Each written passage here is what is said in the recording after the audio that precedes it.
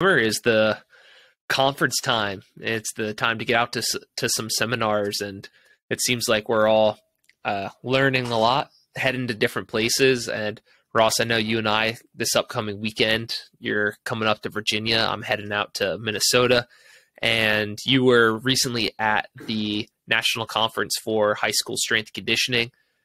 It seemed like anywhere I was looking on social media, this thing was being advertised, blown up, tons of good positives. I know while you were there, you were sending Blair and I some, hey, check this out. Hey, I have this idea. And it seemed like you had some good takeaways, met some good people. So yeah, let's just kind of recap how you thought that national conference went. And definitely it was a first for you, and it's going to be a first for all of us kind of hearing about it. So initially, Ross, what were some of your big takeaways as far as you've been to an NSCA conference, you've been to some smaller, more private ones.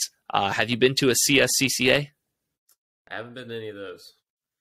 Okay. All right. Well, anyway, we've been to the big national ones. We've been to some smaller, almost private-ish ones. So how would you compare high school nationals versus everything else you may have been to? Yeah, so the National High School Strength and Conditioning Association had their national conference in Nashville, which I hadn't been to Nashville. Had some hot chicken. That was pretty legit, actually. All right. Had some good banana pudding, but nevertheless, it was a really good event. I mean, it was. I got an Airbnb with a couple coaches, which is definitely the way to go at a national conference. Like that was really solid. Just kind of hanging around and talking. Met a bunch of dudes interacting on social media, which was cool.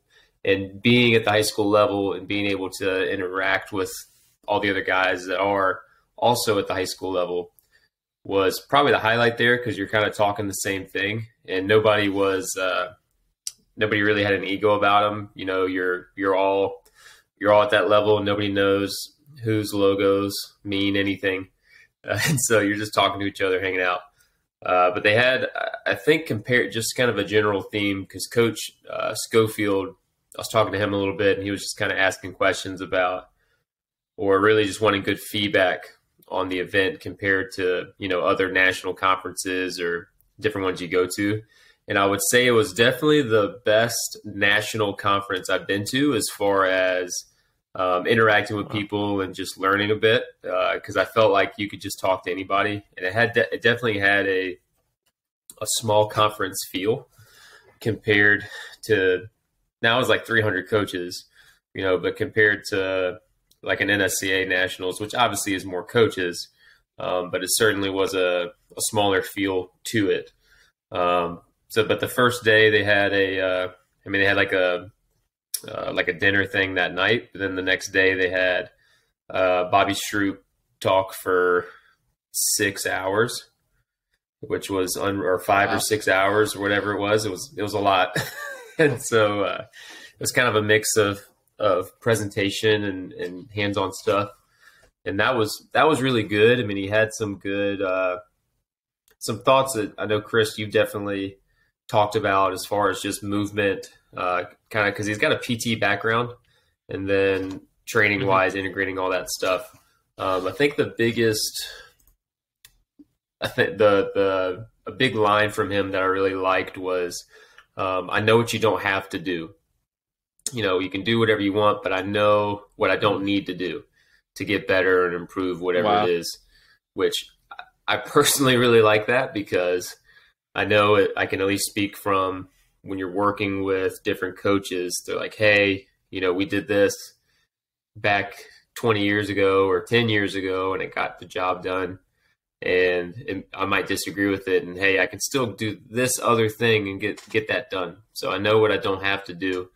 And the other part that I really liked was he was making the point that our programs, as a strength and conditioning coach, and he wasn't using that term, but our job should be talent identification.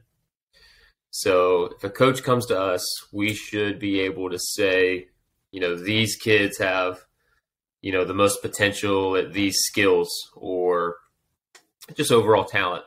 And And if your program is not broad enough or isn't testing or tracking or training the right things, you're not going to be able to do that.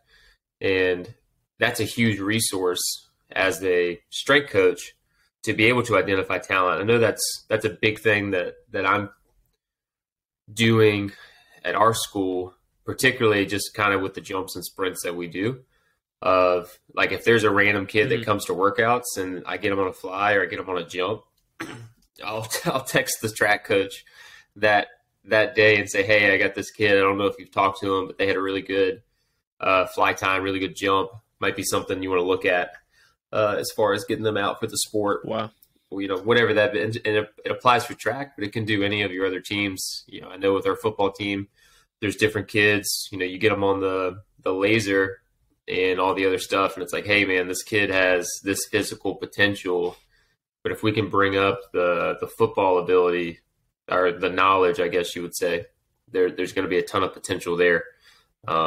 Chris, Blair, I don't know if y'all have a thought there as far as the talent identification piece.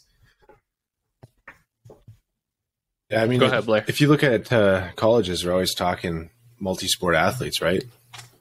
And you're only going to benefit from being in other sports. So if you have someone who's just playing football, right, and you see that in the weight room, on the field, they are fast, they are explosive, getting them reps in track or some other sport might benefit them. There's no doubt about it.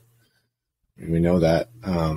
But, if you have the ability to, track data, right? Now you have a quantitative way to show that. And, hey, let's get this guy out with the track coach. That's going to help him, I think. That's what came to my mind. Yeah, that's a pretty cool way to word it, and kind of another motivating factor for us to keep data and track and quantify and all that, like you were just saying, Blair. I think especially for you guys having hands more in the high school setting, that's absolutely perfect, right? And where I'm at in college, I can help coaches understand, like, hey, this guy's really fast, and if he's slow in the sport, it's probably because he has no idea what he's doing, right? And then be like, you should coach him up on the IQ of the game, or go over your systems, or go over video with them. Because I've had coaches say all the time, man, this guy is just like a deer in the headlights. He's so slow out there. And I'll just say, like, no, they're one of the fastest athletes we have. So clearly their lack of speed during the game or during the competition comes from just freezing, not knowing what to do with their body, the lack of skill, the lack of game IQ.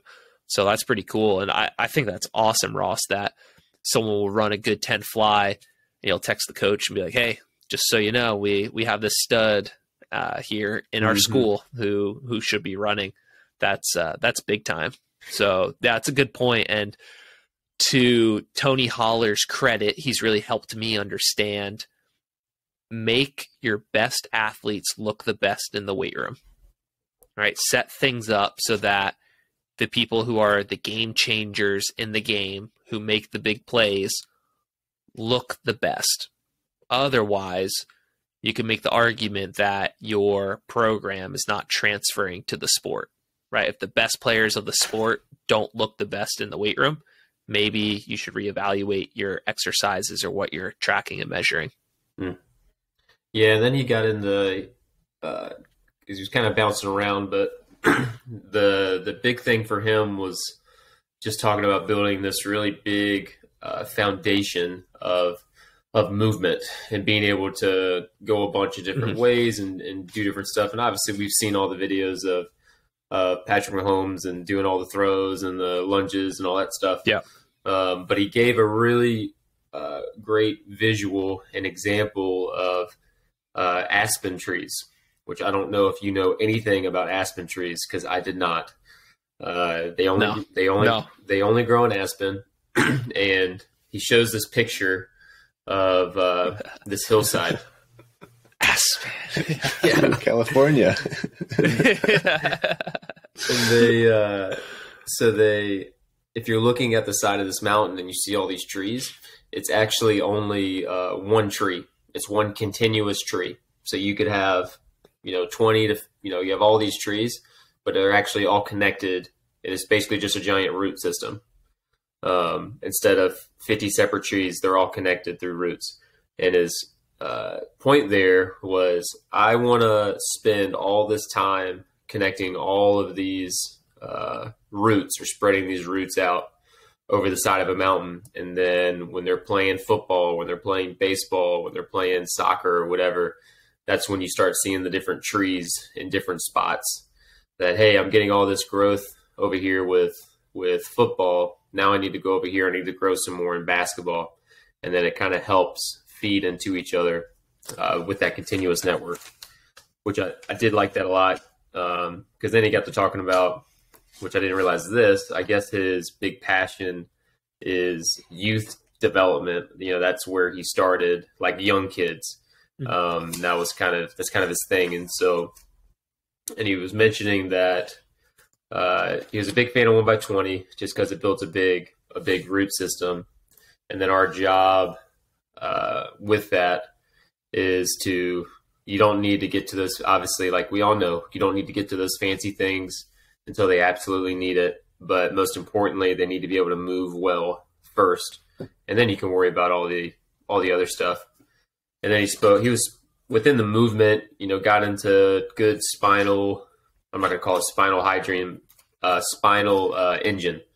And that was his thing of talking about that. And if I've got a good spinal engine, I'm going to have good hips.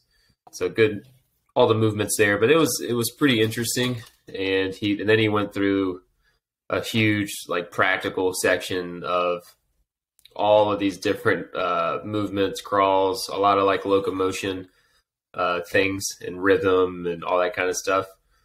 Doing a lot of all the multi-planar work, which I got about halfway through it, and then I stopped doing it, and I just went and got my phone and recorded because I couldn't remember any of this. So I taped like the back. I taped like the back half of it because it was so much, and he was just running through it that I knew that I couldn't have really used any of it, to be honest with you, if I didn't record it. Those are the big takeaways from him. I don't know if y'all got any extra thoughts or any questions there with Stroop.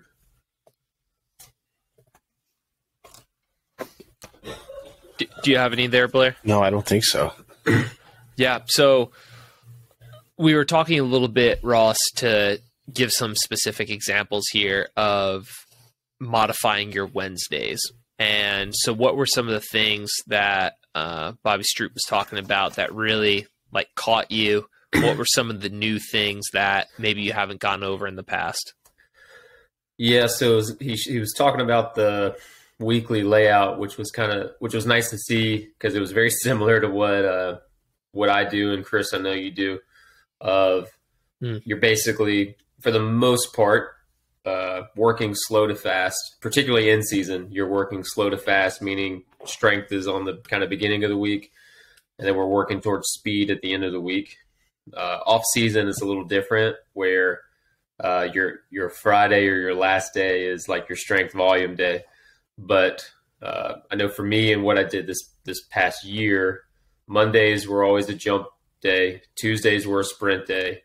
Wednesdays, I would do kind of like a acceleration broad jump. And then Thursday, I would jump again. And then Friday, I would sprint. Thursday, I would sprint. And then Friday, I would jump.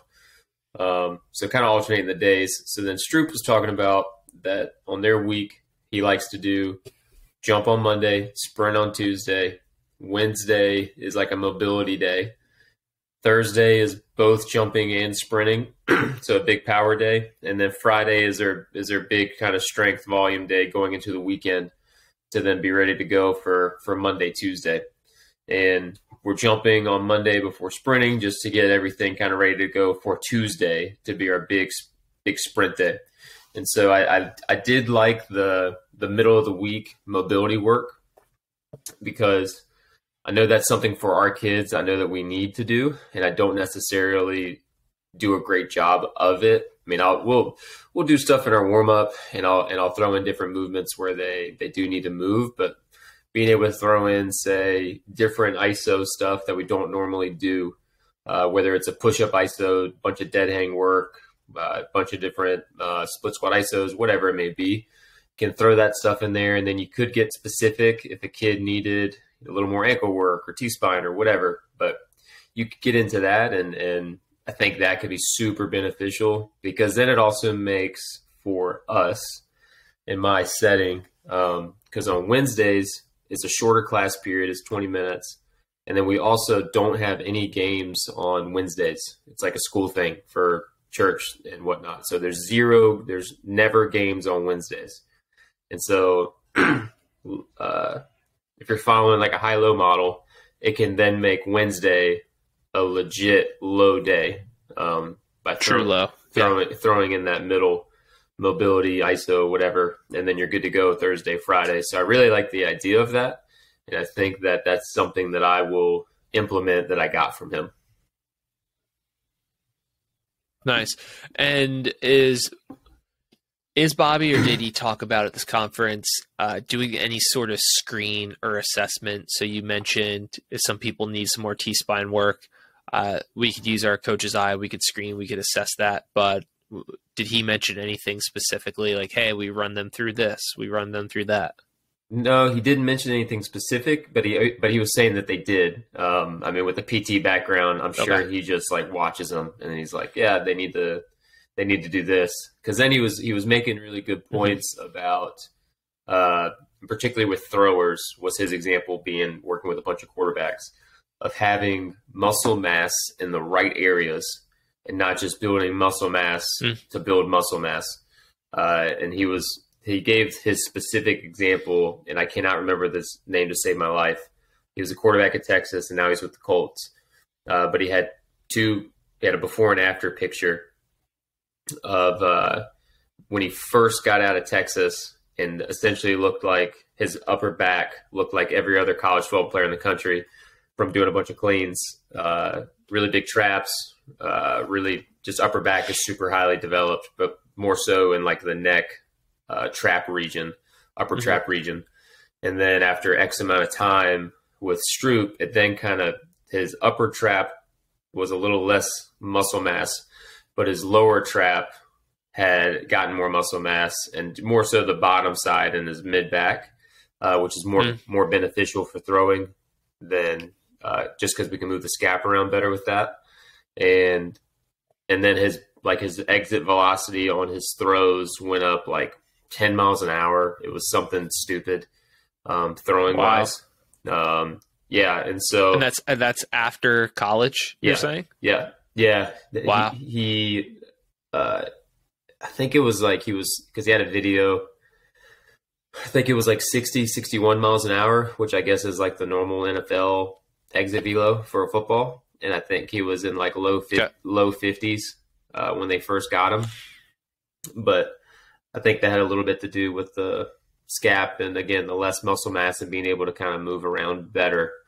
But that I thought was really interesting. And it's something that if you listen to enough super high level guys that are dealing with your high level athletes, they talk about having muscle mass in the right areas and not having excess muscle mass, say for like track guys, because they'll slow down because it's not the right amount of muscle mass or whatever it may be. So that was pretty eye opening, seeing that and kind of reaffirming the shoulder stuff I know that I do as far as trying to really develop the lower trap compared to upper trap.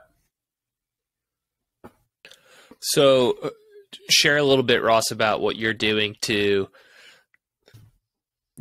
grow muscle in the lower trap versus the upper trap. For me, it's more, we're hammering. I've basically fully introduced our YTCW series. We're chest supported on the bench, doing the Y raise, T, C, and W. That's going to be the main thing, the Ys and T raises. And then any sort of, although it's not direct per se, any sort of the overhead carries, and then kind of getting into the dead hangs with your scaps pinched down. And instead of letting them hang, you go the other way. I haven't introduced those yet, but they're showing up eventually because we are doing a good bit more dead hangs recently. Just because I'm finding the right places to put them in, and it's just easy to do, and I don't really have that much space to hang, honestly. So it's kind of a big deal to set that up and do it. But no, that's really my main thing, is hammering that every single day. Nice. Something that I've been experimenting on myself, and I finally put into a workout. We had a low intensity day today for a Tuesday, was hanging abs, right? So dead hangs, nothing wrong with them, right? But I only have 6 places to hang as well. So I had my players hanging, from a pull-up bar and doing knee raises or leg raises. And so maybe a way to kind of throw it in there and kill sort of 2 birds with 1 stone. But okay, so those are some of the things you're doing for lower trap. Were there any specifics that you took away that Bobby Stroop was like, hey, this works great, try this out? Or any kind of thoughts or suggestions that he may have given? No, but he was essentially big on every single joint, getting into frontal, sagittal, and transverse somehow, some way, like just getting into every direction possible. Whether it was doing it with your shoulder, doing it with your wrist, I mean, all of it.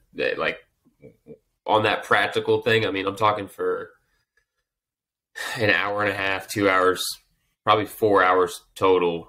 I mean, they were on the gym floor doing all this movement stuff.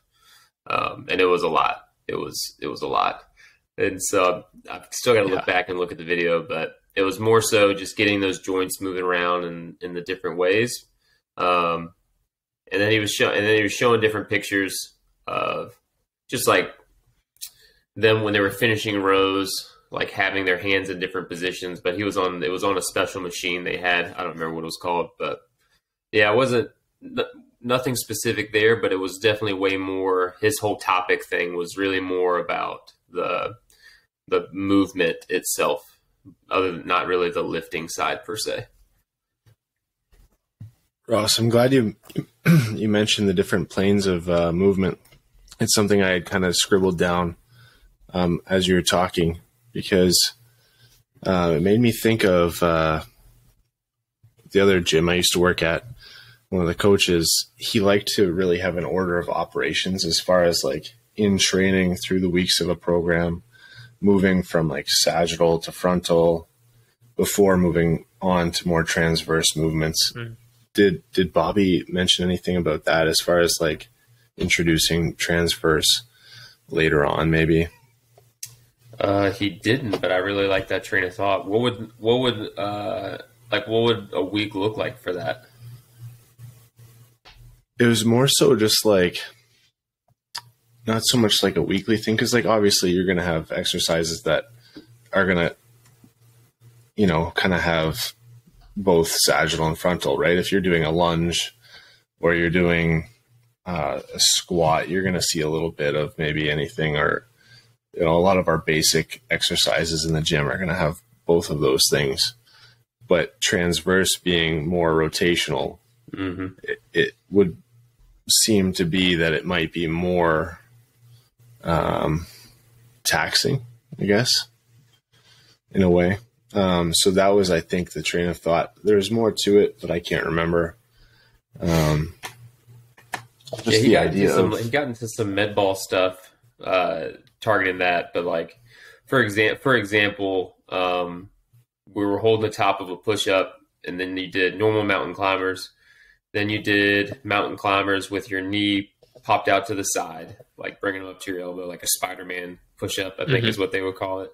And then it was twist. It was your top of the push-up. I take my right leg and I bring it under my left for your transverse, like that right there. You got all 3 planes.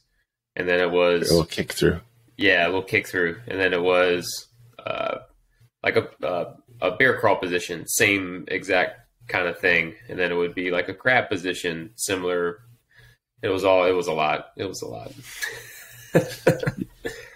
Yeah, I think the med ball was a great example, right? Like, I remember from the program, right?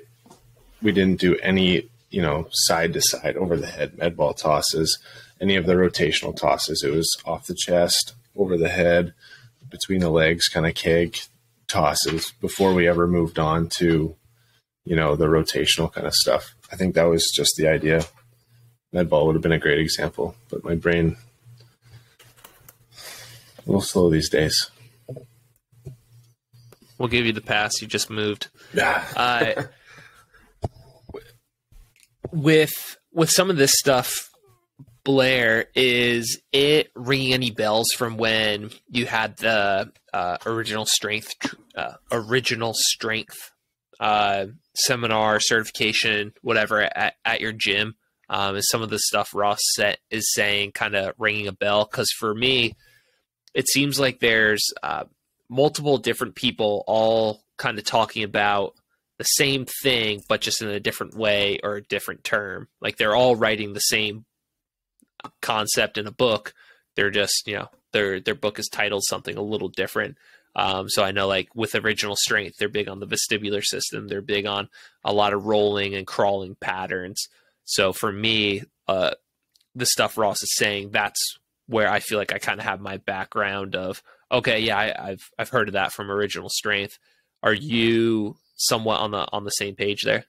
Yeah, when you started talking about that stuff, you just kind of hit the nail on the head and took the words out of my mouth. Original strength, it all comes from babies, right? Nodding first, right? Mm-hmm.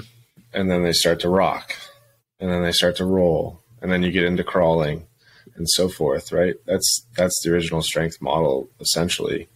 Mm-hmm. And so what do you think the original strength is tailored to? Probably not a high performance model, right? Whereas these guys, that's where they come from. And so good point. I think if you compare the two, there's probably a lot of carryover, and a lot of other coaches too. Is it Tim Anderson from Original Strength? Yeah. He's probably looking more at like the everyday person.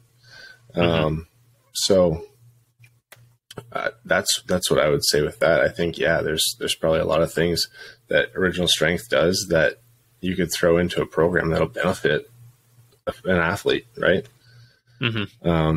So you took the words right out of my mouth, basically. Yeah, no, that's a good point. Kind of just making the distinction, and I think the words you used was like high performance. Yeah, that makes sense. So Ross, with all the practical stuff that you guys were doing, were there any new crawling variations that stood out to you? Or if you're not currently or this past year doing crawls regularly, did it switch your mind up a little bit of like, all right, I'm doing this, it's confirmed, I'm keeping it, or I'm not doing this, I love it, let me add it in? Yeah, so we crawl every single day, whether it's forward, backwards, lateral, somehow, some way we crawl. We also do cartwheels every single day. Oh, nice. Because our kids hate them. And it's 50-50 split on whether or not they're any good at them. And so we do them all the time. There was several coaches that were talking about crawling and doing that. There was one coach, and forgive me because I do not remember who said it, but he was talking about block zero, and like a little nugget from like their crawl and rolling segment on the crawl was telling the kids to try to be last. Like instead of try to be first, like try to be the last one to the line, which was a super little nugget. That's like, because all the kids try to just fly through it versus take it one step at a time and try not to, versus take it one step at a time versus all my kids race basically, or try to race to the end and then you have to try to stop them. But that little one was big as far as that goes. If I had 50,000 pull-up bars, I would dead hang all the time. For me, I dead hang every day for my workout. Like I'll dead hang in the warm up because when I do that, it usually squares up my back and my hips. Usually everything feels tight, but then I do that, and I've actually been doing it lately, Chris. Since you mentioned the abs, I've actually been doing it lately with my knees, not up to 90 like an ISO, like an ab, but more just I bring my knees up so my back isn't so flexed; it's more neutral. Yep. And that I feel has made a huge difference on the dead hang itself, and I feel like it's a little more direct as far as on the hang part, which has made a big difference for me.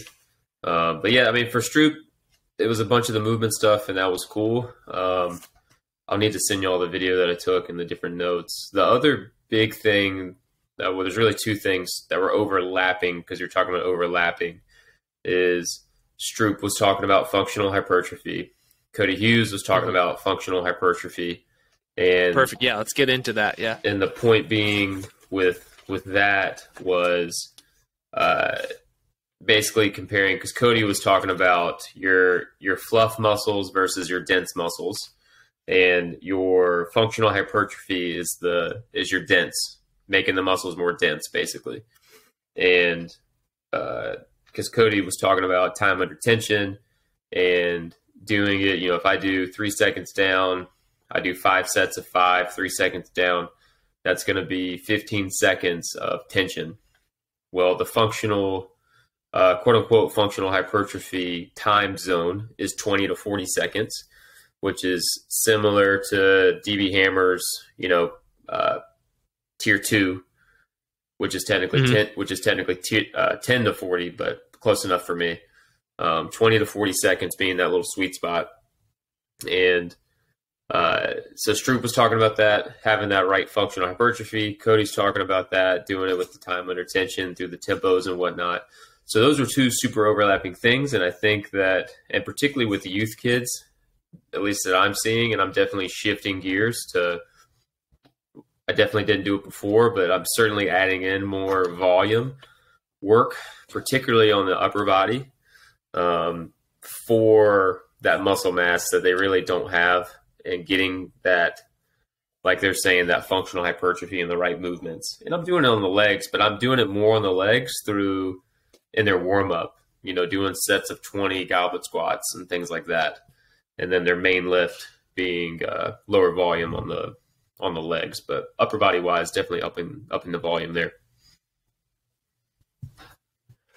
So, sorry, I was just writing down a note here. So which zone were you saying that Cody Hughes' functional hypertrophy time lined up with DB Hammer? That zone 2, the 10 to 40. Because the functional hypertrophy is 20 to 40, and then your peak strength, basically, according to Poliquin, is like 0 to 20. And then 20 to 40 is functional hypertrophy. And then 40 to 60 is the other one. So I first heard of timing sets from Louis Simmons, Matt Wenning, right? I don't want to say discovered, but really dove deep into those guys kind of at the same time.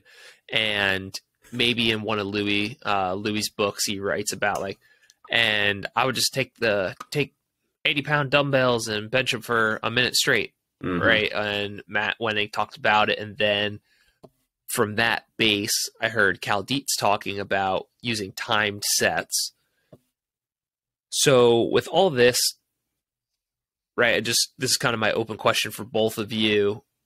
Do you ever think it's worth our time, or it's valuable to time out with specific exercises, how much time it takes to complete 10 repetitions?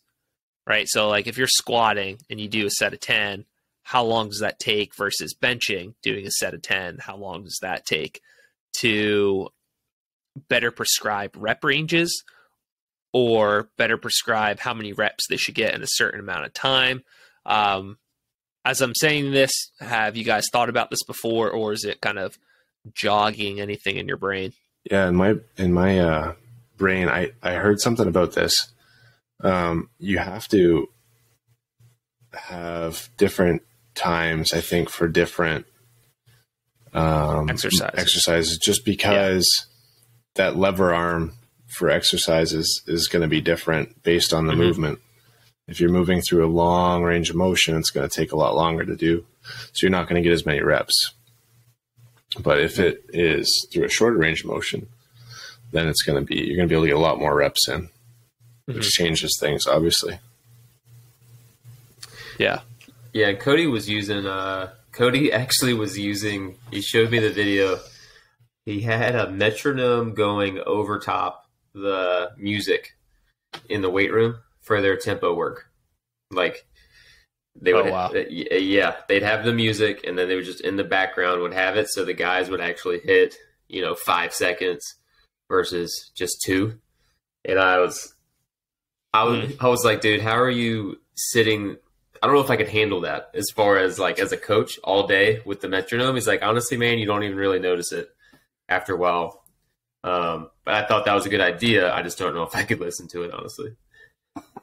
Yeah, that'd be tough. Cause I know like for helping people understand rhythm and timing with just running, not necessarily sprinting, I'll play a metronome just off of Google. If you type in metronome and blast it over the speakers so that they could hear it in the hallway, and try to sync them up to how fast they would need to move for 160 steps per minute, 170 steps per minute. But that would be interesting, having a metronome playing over the top. That's something. And so with these time sets, just again, this is me just kind of thinking, have you guys messed around at all in your own training with doing time sets, and have you implemented it at all at the levels that you guys are at? So for me personally, I used to do time sets a lot when I was working with college wrestlers, but not so much anymore with what I'm doing now with hockey guys. But what about you guys? I haven't used it much, no. I haven't done it yet. I'll do it at some point. I just don't know when. I would love to. I think I could probably do it this year with my older kids that have been around and they just kind of know. I think I could do it then. I do think the most beneficial part of a time set is just for lower body. Like you were saying, like you both were saying earlier on a squat, you could say that it takes 2 seconds, but it's going to take 3 or 4 per rep, but it also depends on how heavy it is. Like if it's lighter, I can just keep going. I mean, for bench, you could easily count on a second per rep. And some people will say 2, but like if you're just going, it's a second a rep. And squat, I would say it's 2 seconds, but I think that's probably where it's the most beneficial, because I think you would be surprised at the lack of volume that you get on your legs when you do a time set for like a true 20 to 30 seconds, like how low of a rep count you get versus on an upper body bench, you will get 20 some odd reps. Yeah. Now, guys, I might be asking a stupid question here, but that's my job. During a time set and we have somebody squatting high intensity, let's just throw out a number like 85, 90. Are we counting during the walkout and the setup too? Right? No, that's a really good question. I don't know. I know I didn't. Right. Is it your working time? Yeah. Yeah. But when I have done, and now literally as we're talking here, I'm realizing like, what am I talking about? I use time sets all the time. I just finished a 9-week triphasic cycle going 30 seconds, 10 and 6. So yeah, I use time sets like crazy.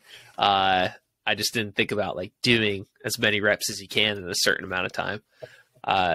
But yeah, typically I only timed it with as you're doing the repetitions, not the walkout or pausing or anything like that. But I think that's a good question to bring up and ask, because depending on how you're looking at it, your spine is under tension. Yeah, because that's what I would think too. Like, all right, while we're squatting, that's the time. If we want 20 seconds, 30 seconds, that's what I would want. Mm-hmm.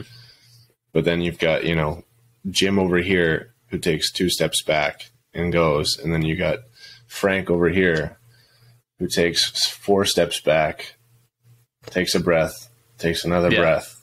And all of a sudden he's been under the bar for 15 seconds already. He hasn't squatted yet. Mm-hmm. So it's just something that came to my mind. It's like, there's a whole lot of time under tension already. So when I did them at Liberty, that's a good point. They only started counting when they did their rep. So like they would take the bar off, and then when they actually started their rep is when the time would start.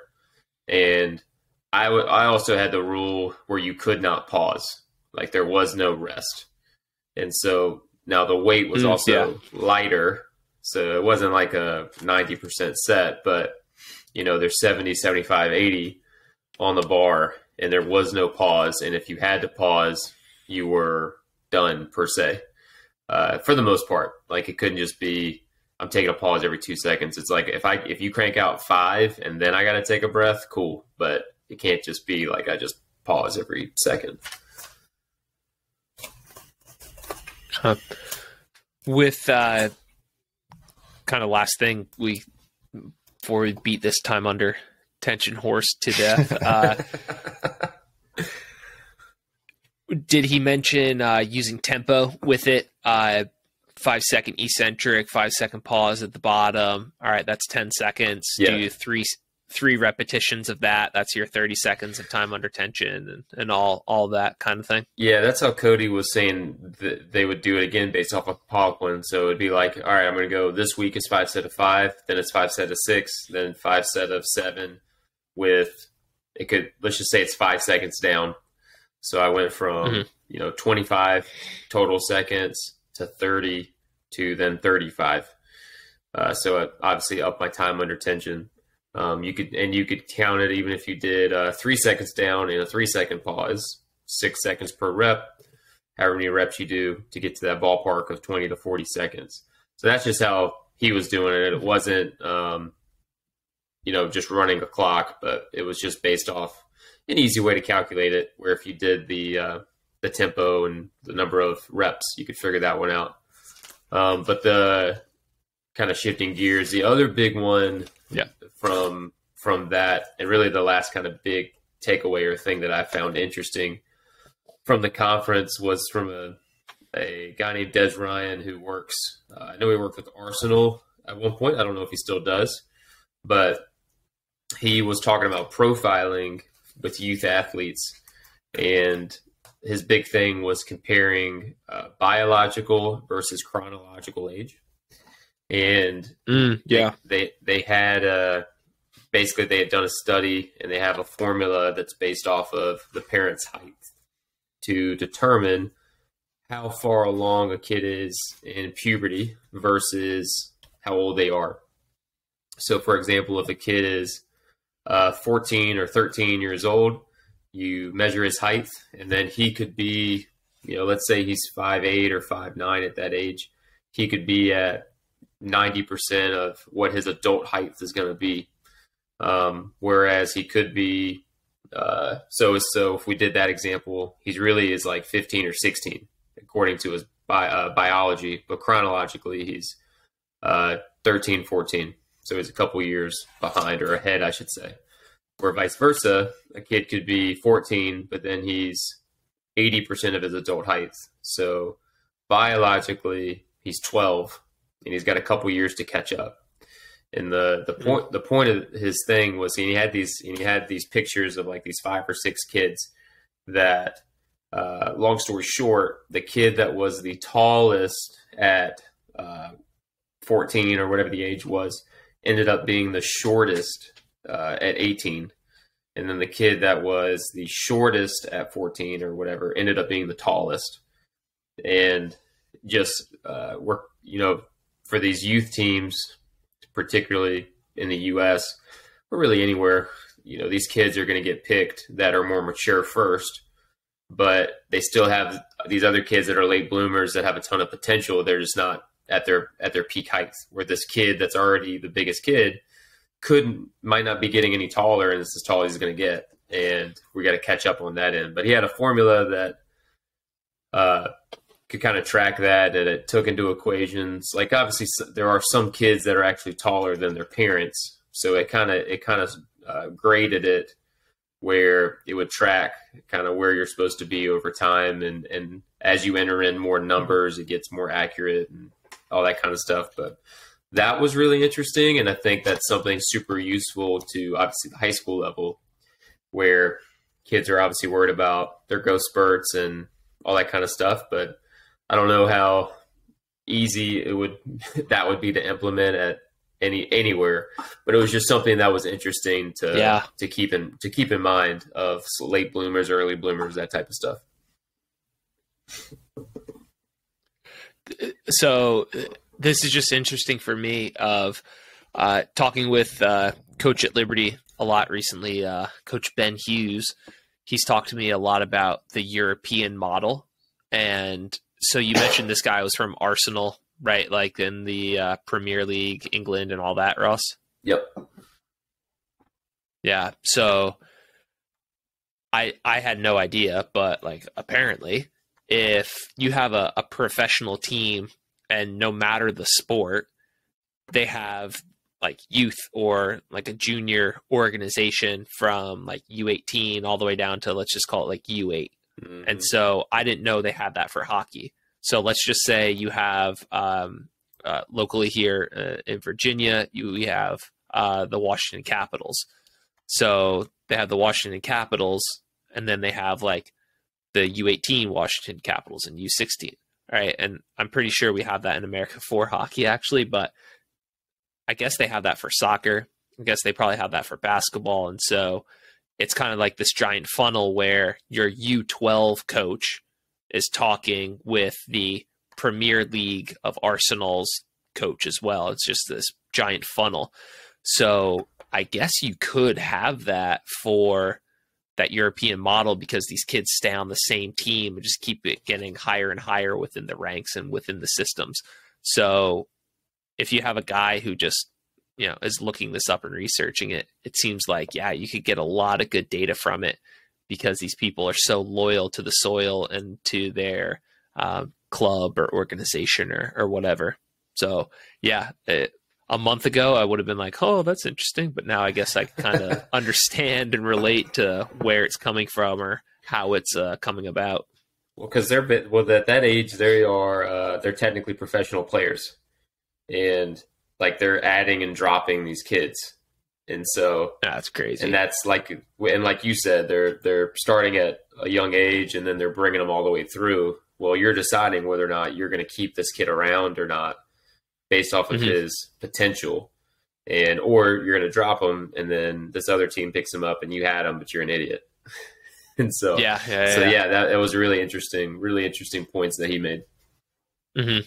And I guess it's too how some kid, like out of nowhere, somebody becomes the MVP of the league, and they were super underscouted or had poor talent identification. And I guess that's a good way to show why, like we've heard it all the time, but there truly are just late bloomers, right? The men and women who don't hit their physical maturity or peak or whatever until later, after everybody's already gotten their full ride NCAA D1 scholarship.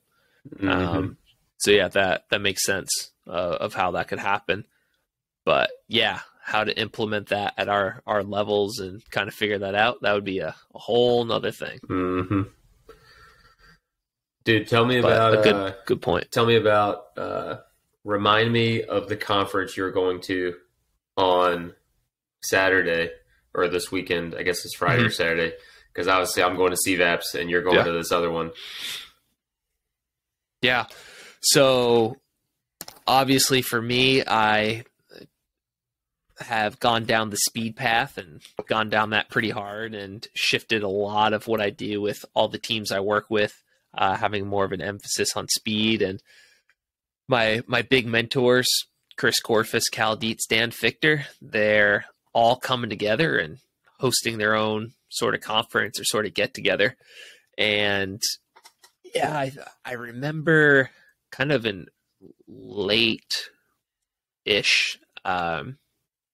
winter, kind of hearing a whisper that they may not have a TFC, a track football consortium, this summer, just with people being busy and kind of wanting a break. And so they're not having that, but Chris Corfus is still kind of teaming up with Cal and Dan and bringing together kind of everything they've been doing since COVID kind of hit, all their sort of new thoughts. And they've all had some experiences. It kind of seems like Cal was doing stuff with his son and figure some stuff out. It kind of seems like Chris was having some injuries with his track team that kind of spurred some new thoughts and all that. So yeah, Friday I'll be flying out to the University of Minnesota, and we'll have night one or day one, I think starting at around 5 p.m. of lectures, hands-on, and that'll be Friday night, all day Saturday, and then Sunday morning, I think we start at 9, end at 1. So it was kind of like, holy, they couldn't fit this all into 2 days, and it's spilling over into 3. So this is going to be a lot of information, but hopefully a lot of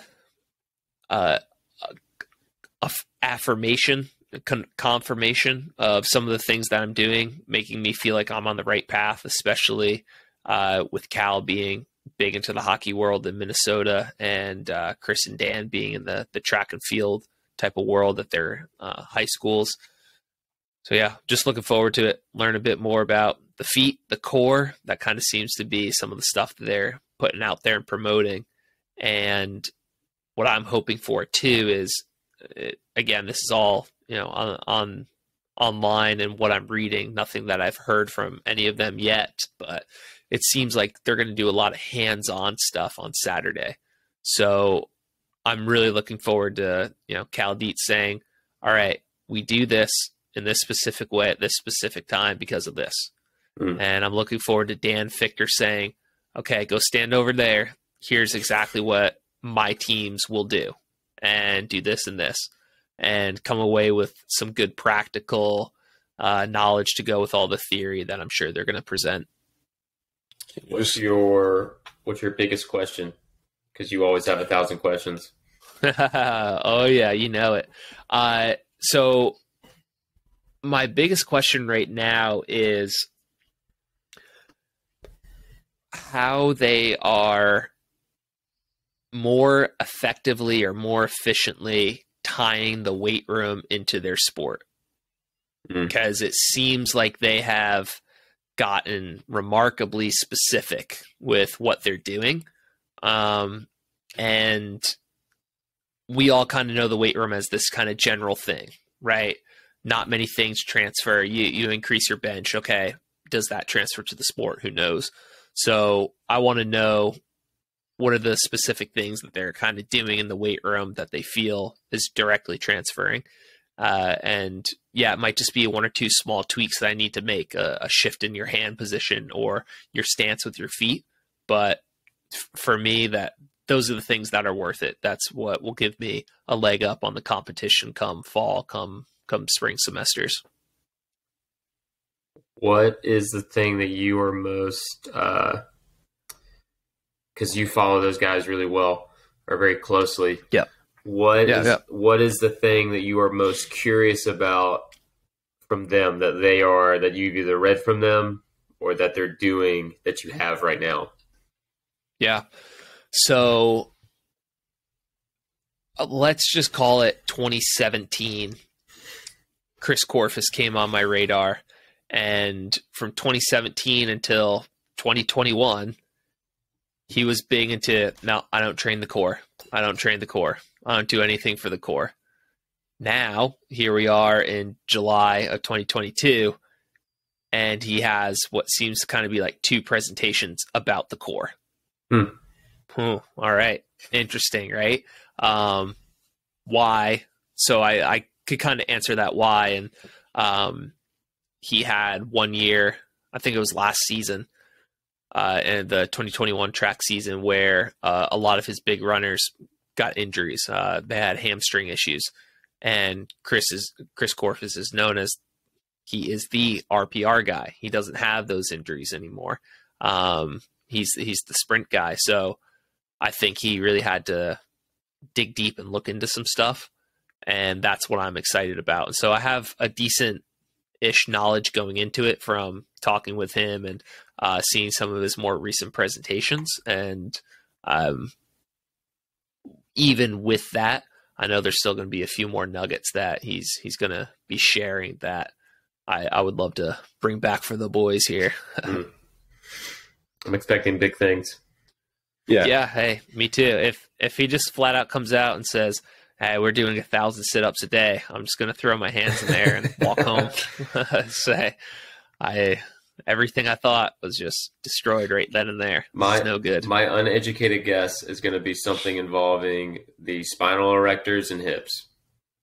That's my uneducated guess. Most likely. Mine's going to be that you're going to take your thumbs and just jam them as hard as you can between each abdominal. Yeah. Yeah. New RPR spots, right? To kind of wake it up. If you could just strap on a GoPro for the whole weekend. Yeah. That would be the best case scenario, I think, for us. Maybe I'll talk to my IT woman, Chantel, and ask her to hook me up with a mobile streaming there. Dude, I'm surprised you're not driving. Make it happen. To Minnesota, yeah. Come on now. Hey, I could, right? Another couple hours, I could be at my North Dakota summer home. And, I was going to say, yeah, hang out up there. How far is that from North Dakota? So Minneapolis to Minot it's either 6 or 8 hours. I can't remember, but I've taken a train ride there when I had a flight canceled in January of this year, and it was beautiful country out there. Nice and flat, not a lot to look at. So the National High School Conference is in Chicago next year. And you best believe if Korfis isn't, which I don't know why he wouldn't go to that, but I'm going to have to find a way just to make it to the driveway.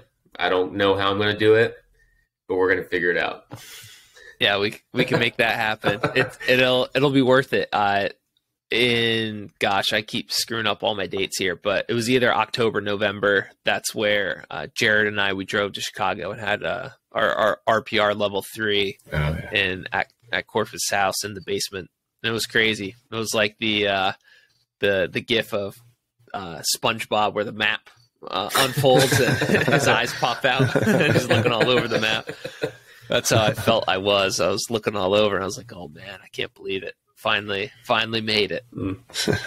Finally made it there. But yeah, I'm pretty excited for this, and just to continue on with the speed journey. There's just so much to it, and especially being able to, Cal has 4 1080 sprints. Chris has 1, and just to be able to talk on the different levels with those guys of, okay, how are you implementing this use of technology, and how are you not? What do you not use it for? How are you using your weight room and measuring and testing things? So hopefully it just helps my system overall kind of become more well-rounded for making elite hockey players.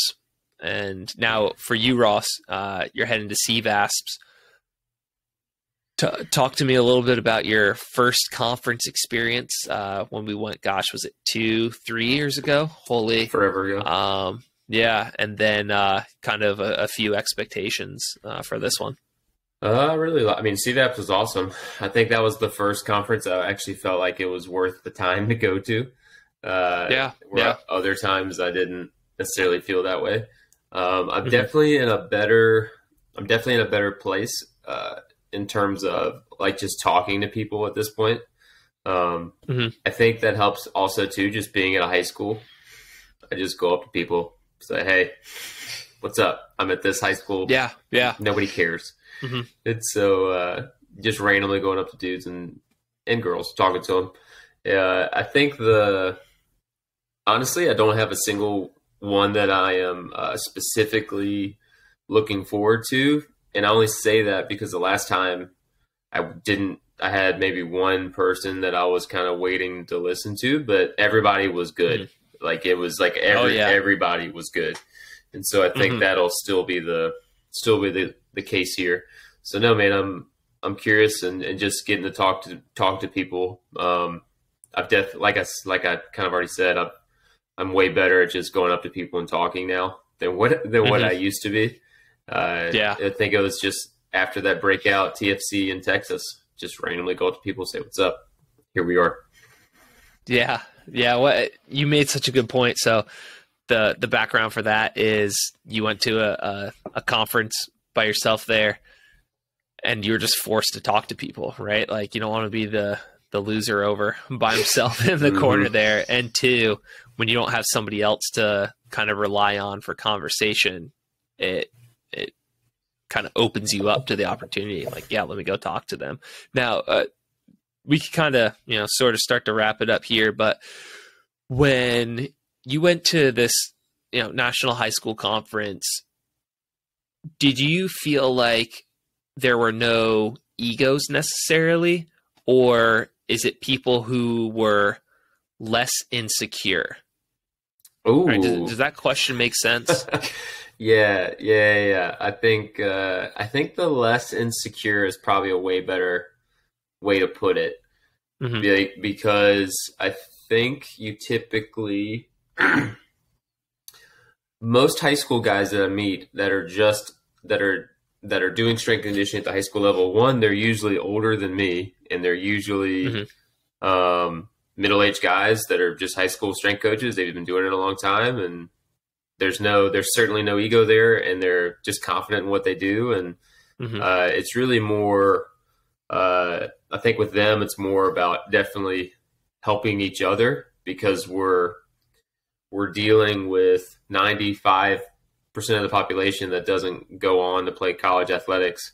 Yeah. And at that point, it's really more just getting them squared away and moving good and help each other out. Because I did have a lot of conversations too about just different, the way that one state is or one area is in terms of the job and the requirements and that type of thing, which was pretty interesting. And like your pay and things like that, like being able to bounce those type of things off each other and just kind of see, hey, this is what I make and this is what I do, and here's how I would go about trying to get more money for what I do based off of, like, for example, if you're doing before and after school stuff at a high school and you're doing stuff during the day, you should be getting a stipend unless the job is categorized not as a teacher. It's like it's because some public schools have it's like I think they call it a professional tier, because there's like teacher and then there's like professional, which is essentially like office workers and TAs and things like that. And so you don't have your extra stipends. And so like those are questions when you're going for other jobs that you now know to ask. And you just know that some jobs are going to have that, some jobs are not. And at the high school level, dudes are just I think guys are just looking out for each other, quite frankly. And at the college level, you may or may not have that, but I think at the college level, there's way more younger coaches involved compared to high school. And that's just me. Interesting. I really feel like there's more younger guys in college. I think it's twofold in that the high school jobs typically are higher paying unless you're some director at a big college. But just those entry-level assistant jobs, I mean, they're not making more money than the high school jobs. You're making $30,000 or less. And teacher pay it varies, but like 45,000, give or take, usually your first year, if not more, depending on where you're at. And so I think that's part of it too, man, is at college you are typically dealing with younger guys that are going to have a little bit of an ego and aren't confident. Where at Great point. At high school, it's definitely way more older guys. I was certainly one of there was obviously guys our age, but there was also plenty of, I would say that 2/3 of that conference, I mean, you're looking at upper 30s, 40s, 50s. Wow. That's just, and I don't mean that as a negative. It's just like, just what it is. And I do think it's because of it's just more stable, more pay, that type of stuff. And that was a really long rant, but you got my point. No, that's a good point, right? Like, thinking back to the TFCs that we've been to, it's typically middle-aged dudes. Mm-hmm. Right? Yeah. Right up my alley. Yeah. Yeah. Oh, that's perfect. Awesome. Well, hey, fellas, let's close this one out, and I think after this weekend, we'll definitely have some more podcasts coming our way, debriefing all the things that we are going to be learning at CBAS and at I believe they're calling it Revolutions of Speed up there in Minnesota, and we'll hopefully be able to share some war stories and then some practical takeaways and strengthen each other. And at the end of the day, what are we trying to do and trying to do this for? Just help other coaches, help other athletes, and impact people and change lives through this thing that we call sport. So, fellas, thank you. And more to come. The summer of conferences. Let's keep learning. Sounds good.